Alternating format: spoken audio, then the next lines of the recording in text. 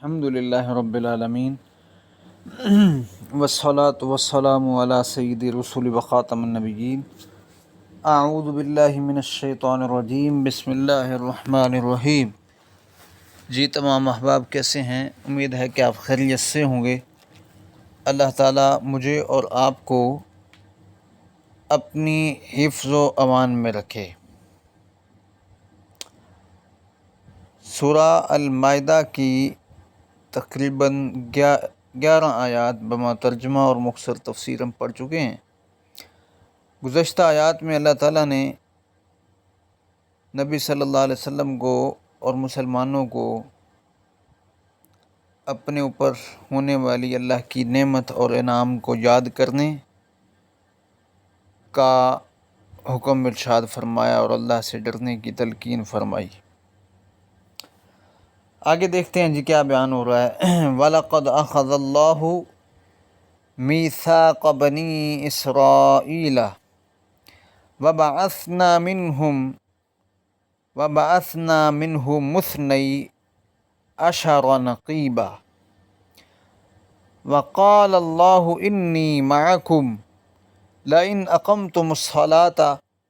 وَآتَيْتُمُ الزَّكَاةَ وَآمَنْتُمْ بِرُسُلِي وَعَزَّرْتُمُوهُمْ وَأَقْرَضْتُمُ اللَّهَ قَرْضًا حَسَنًا لَأُكَفِّرَنَّ عَنْكُمْ سَيِّئَاتِكُمْ وَلَأُدْخِلَنَّكُمْ جَنَّاتٍ تَجْرِي مِنْ تَحْتِهَا الْأَنْهَارُ فَمَنْ كَفَرَ بَعْدَ ذَلِكَ مِنْكُمْ فَقَدْ ضَلَّ سَوَاءَ السَّبِيلِ۔ وَلَقَدْ أَخَذَ اللَّهُ، اور یقیناً البتہ اللہ تعالیٰ نے لیا، میثاق عہد، بنی اسرائیل سے بھی، وبعثنا، اور ہم نے بھیجے، مبعوث کیے، منہم انہی میں سے، اثنئی عشرہ 12 نقیبہ سردار۔ وقال اللہ، اور اللہ تعالیٰ نے فرمایا، انی معکم، بے شک میں تمہارے ساتھ ہوں، لئن اقمتم الصلاۃ، اگر تم نے نماز قائم کی، وآتیتم الزکوٰۃ، اور اگر تم نے زکوٰۃ ادا کی، وآمنتم برسلی، اور تم نے اگر رسولوں پر ایمان لایا، وعزرتموہم، اور انہیں قوت دی، وَأَقْرَضْتُمُ اللَّهَ، اور اگر تم نے اللہ کو قرض دیا، قرضاً حسناً، اچھا قرض، لَأُكَفِّرَنَّ عَنْكُمْ، تو یقیناً میں دور کر دوں گا تم سے، سیئاتکم، تمہاری خطائیں، گناہ،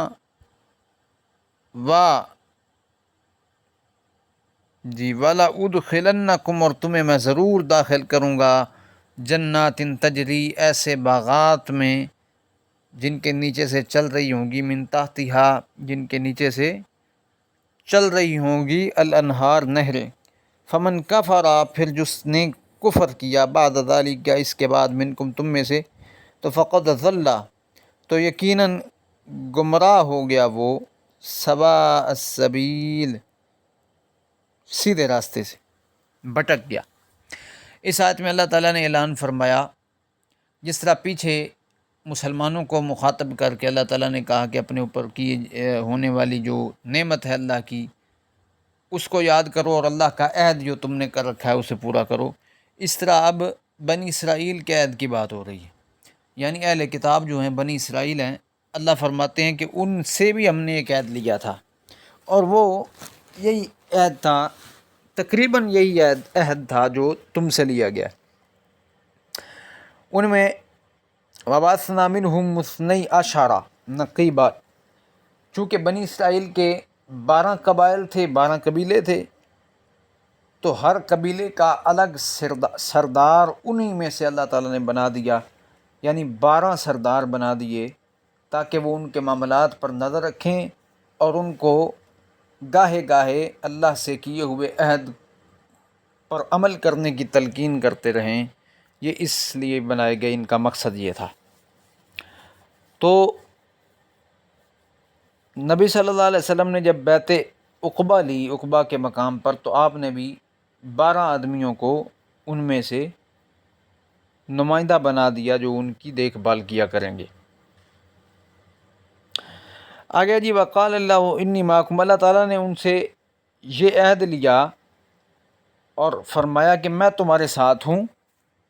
لئن اقمتم الصلاۃ، اگر تم نے نماز قائم کی، مطلب ان شرائط کے ساتھ اللہ کی مدد تمہارے ساتھ ہوگی اگر تم نے نماز قائم کی، وآتیتم الزکوٰۃ، اور زکوٰۃ ادا کی، اور رسولوں پر تم ایمان لائے، اور اسی طرح ان کو قوت تم نے بخشی، اور اس طرح قرض حسنہ بھی اللہ کو اگر تم نے دیا، تو پھر اللہ تمہارے ساتھ ہے، اللہ تمہیں اس کے بدلے میں لأکفرن عنکم، تمہاری گناہ معاف کر دے گا، خطائیں غلطیاں دور کر دے گا، اور پھر وَلَأُدْخِلَنَّهُمْ، اس کے بدلے میں تمہیں داخل کرے گا ایسی جنتوں میں جن کے نیچے سے نہریں بہہ رہی ہیں۔ فمن کفر بعد ذلک، پھر جس نے بھی کفر کیا اس عہد کا، اس پختہ وعدے کا تم میں سے، تو یقیناً وہ سیدھے راستے سے بھٹک جائے گا، گویا یہ وہ جنت کے صراط مستقیم سے کٹ جائے گا اور کہیں اور جا گرے گا۔ اب یہ ان سے عہد دیا گیا، اس میں نماز تھی، اس میں زکوٰۃ دینا تھا، اس میں رسولوں کے ساتھ جہاد کرنا تھا، ان کو قوت دینا تھا، اور اللہ کو قرض حسنہ یعنی کہ اللہ کی راہ میں خرچ کرنا تھا۔ تو یہ ان سے عہد لیا گیا، لیکن یہ اس عہد پر پورے نہ اتر سکے، یہ آگے بات آ رہی ہے۔ فَبِمَا نَقْضِهِمْ، پس ان کے توڑنے کی وجہ سے، میثاقہم، اپنا عہد، لعناہم، البتہ ہم نے ان پر لعنت کی، وجعلنا، اور ہم نے بنا دیا، قلوبہم، ان کے دلوں کو، قاسیہ، سخت، یحرفون الکلمہ، وہ پھیر دیتے تھے کلمے کو، عن مواضعہ، ان کی جگہوں سے، کلمات کو پھیر دیتے تھے، ونسوا، اور وہ بھول گئے، حظا مما، اس چیز کا ایک حصہ جس کی ذکروا بہ، جس کی ساتھ انہیں نصیحت کی گئی تھی، ولا تزالوا، اور ہمیشہ، تطلعوا، آپ مطلع رہیں گے، آپ خبر پاتے رہیں گے، علی خائنۃ منہم، ان میں سے کسی نہ کسی کی خیانت کے بارے میں، الا قلیلا، مگر تھوڑے لوگ ان میں سے، منہم، فاعفوا عنہم، پس آپ انہیں معاف کر دیجئے، واصفح، اور انہیں درگزر کیجئے، ان اللہ، بے شک اللہ تعالیٰ، یحب المحسنین، احسان کرنے والوں کو پسند فرماتا ہے۔ اب اس آیت میں جو پیچھے ان سے عہد لیا گیا، نماز قائم کرنا، زکوٰۃ ادا کرنا، انبیاء کے ساتھ جہاد کرنا اور قوت دینا، ان کو تعاون کرنا وغیرہ وغیرہ، اس کی انہوں نے خلاف ورزی کی، نمازیں انہوں نے ضائع کرنی شروع کر دیں، انہوں نے اللہ کے پیغمبروں کا انکار کر دیا، کتابوں کا پہلے تو انکار کر دیا، لیکن اگر مانا تو پھر تحریف کے ساتھ مانا، رد و بدل شروع کر دی، اور انہوں نے زکوٰۃ دینا بھی چھوڑ دیا، سود لینا دینا شروع کر دیا، اور اس طرح حرام کے مرتکب ہو گئے، اللہ کے ساتھ کیا ہوا سارا عہد بھول گئے۔ یہی بات اس آیت میں بیان کی جا رہی ہے کہ پھر اس کے نتیجے میں ہوا کیا، لعناہم، ہم نے ان پر لعنت کی۔ سورہ بقرہ میں بھی ہم نے پڑھا ہے، ضربت علیہم الذلۃ والمسکنہ، ان پر ذلت اور مسکنت مسلط کر دی گئی بطور سزا، جب انہوں نے اللہ سے کیے ہوئے عہدوں کو توڑا، نعمتیں کھاتے رہے، اور جب بات جہاد کی آتی تو یہ انکار کر دیتے، جب بات اللہ کے دین کو آگے پھیلانے کی آتی تو پھر یہ پیچھے ہٹ جاتے، تو اس کے نتیجے میں لعناہم، ہم نے ان پر لعنت کی۔ سورہ بقرہ میں فرمایا کہ ہم نے ان پر مسلط کر دی، فقیری بھی اور ذلت بھی، رسوائی بھی۔ یہاں لعنت کے الفاظ کے ساتھ اللہ تعالیٰ نے ان کو کہا کہ لعناہم، ہم نے ان پر لعنت کر دی، اور ہم نے ان کے دلوں کو سخت کر دیا، مطلب وہ جو نرمی تھی دلوں کی وہ بھی ہم نے چھین لی۔ یہ کرتے کیا تھے، یحرفون الکلم عن مواضعہ، کلمات کو اس کی جگہ سے چینج کرنا۔ اس سے مراد یہ ہے کہ یا تو یہ اپنی کتاب جو آسمانی ہوتی تھی اس کے لفظ کی جگہ کوئی اور لفظ کہیں اور سے اٹھا کر داخل کر دیتے تھے اس کلمے کی جگہ، تاکہ اپنی مرضی کا معنی نکالا جا سکے، یا یہ کہ وہ مفہوم جو اصل میں مفہوم ہے اس کو چھپانے کے لیے اپنی طرف سے کوئی مفہوم اس جگہ پر ایڈ کر دیتے، معنی ایڈ کر دیتے، تاکہ اصل مطلب پر پردہ ڈال دیا جائے، اور اس طرح ہیرا پھیری کے ذریعے، رد و بدل کے ذریعے کتاب میں جگہ چینج کرنے کے ساتھ جو سادہ لوگ تھے ان کو گمراہ کیا جائے۔ اور یہی وجہ ہے کہ انہوں نے نبی صلی اللہ علیہ وسلم کی آمد اور آپ کے بارے میں جو خبریں تھیں ان کو اسی طرح چھپایا اور چینج کیا، تحریف کر ڈالی اس میں۔ وَنَسُوا حَظًّا مِّمَّا ذُكِّرُوا بِهِ، ایک حصہ بھول گئے، مطلب یہ کہ انہوں نے ایک بڑا حصہ کتاب کا چھوڑ دیا، اس پر عمل ہی نہیں کرتے تھے۔ انہی میں سے ایک یہ بھی تھا نبی علیہ السلام کی صفات والا جو چیپٹر ہے۔ اسی طرح والا تتلیو، آپ ان کی کسی نہ کسی خیانت کے بارے میں مطلع ہوتے رہیں گے، مطلب یہ کہ ان کی طرف سے بدعہدیوں کا یہ ظہور ہوتا رہے گا، یہ کوئی نئی بات نہیں ہے، بلکہ یہ ایسے ہے۔ سوائے چند لوگ ان میں سے ہیں جو کام کے ہیں، اور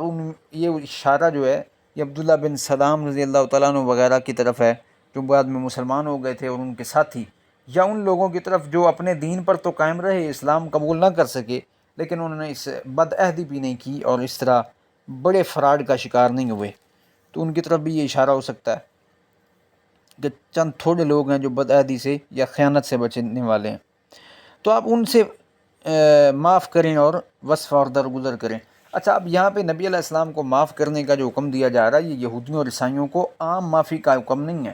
بلکہ یہ ایسے مفسرین کے مطابق ایسے یہودی عیسائی اہل کتاب ہیں جو اپنے دین پر قائم ہیں، لیکن کھل کر مخالفت نہیں کرتے، بدعہدیاں نہیں کرتے، خیانتیں نہیں کرتے، ڈاکہ نہیں ڈالتے اسلام پر، تو ان کو آپ معاف کر دیں، باقی چھوٹی موٹی جو ان کی لغزشیں ہیں ان کو درگزر کریں۔ اس کا ہرگز مطلب یہ نہیں ہے کہ بس معافی دے دی، ورنہ نبی علیہ السلام نے تو ان کے خلاف علم جہاد کو بلند کیا تھا، جو مقابلے پر آئے تھے۔ خیبر میں آپ نے ان کے ساتھ کیا کیا، اور مدینے میں یہودیوں کے قبائل کو اللہ کے پیغمبر نے کس طرح ذلیل و رسوا کر کے نکالا، اور قتل بھی کر دیا، اور اسی طرح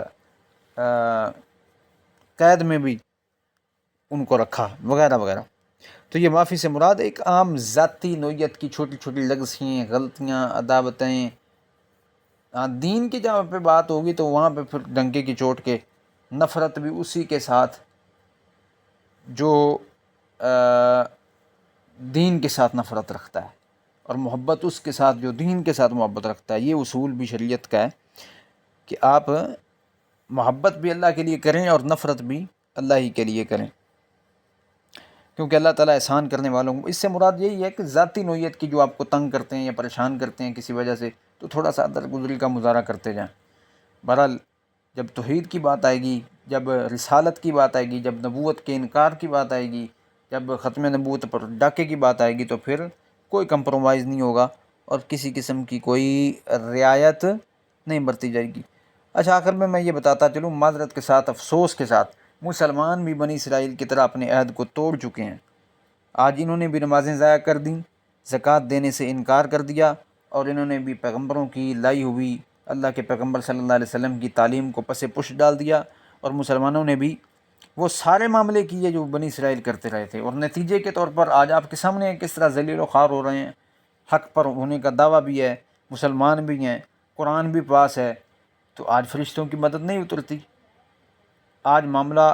الٹ ہو چکا ہے۔ اس کی وجہ یہ ہے کہ ایک تو جہاد کو مسلمان ترک کر چکے ہیں، اور دوسرا کفار سے امیدیں لگا کر بیٹھ گئے ہیں، جن کے ساتھ لڑنا تھا پوری جرأت کے ساتھ، انہیں کی چاپلوسیاں شروع کر دی ہیں مسلمانوں نے، اور ان کے بوٹ پالش کرنے شروع کر دی ہیں۔ اللہ ہم پر رحم فرمائے۔ یہ تھا جی ہمارا آج کا سبق۔ اللہ تعالیٰ عمل کی سمجھنے کی توفیق عطا فرمائے، قرآن پاک کو ہمارا دنیا آخرت میں ساتھی بنائے، عمل کی توفیق عطا فرمائے۔ وآخر دعوانا الحمدللہ رب العالمین۔